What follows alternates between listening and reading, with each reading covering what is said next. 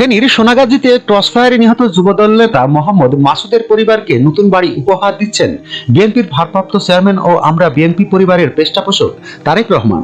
বুধবার 5 ফেব্রুয়ারি লন্ডন থেকে ভার্চুয়ালি যুক্ত হয়ে তিনি এ বাড়ি হস্তান্তর করবেন। দলীয় সূত্রে জানা গেছে, আমরা বিএনপি পরিবারের একটি প্রতিনিধি দল বুধবার 5 ফেব্রুয়ারি সোনাগাজী উপজেলার চরচান্দিয়া গ্রামে ক্রসফায়ারে নিহত যুবদল নেতা মোহাম্মদ মাসুদের পরিবারকে নবনির্মিত বাড়ির চাবি হস্তান্তর করবেন।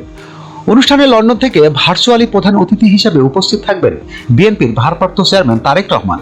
আমরা বিএনপি পরিবারের আহ্বায়ক আতিকুর রহমান রুমনের সভাপতিত্বে অনুষ্ঠানে বিএনপির vice chairman Barkatullah Bulu, Abdul Awal Mintu senior যুগ্ম মহাসচিব, রুহুল কবির রিজভী যুগ্ম মহাসচিব, শহীদুদ্দিন চৌধুরী অ্যানি, কোষাধ্যক্ষ এম রাশিদুজ্জামান মিল্লাত সহ আমরা বিএনপির পরিবারের উপদেষ্টা, সদস্য সচিব ও অন্যান্য সদস্যরা উপস্থিত থাকবেন।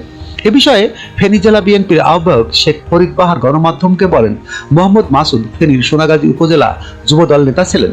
2016 সালে তিনি বিচার বহির্ভূত হত্যাকাণ্ডের শিকার হন।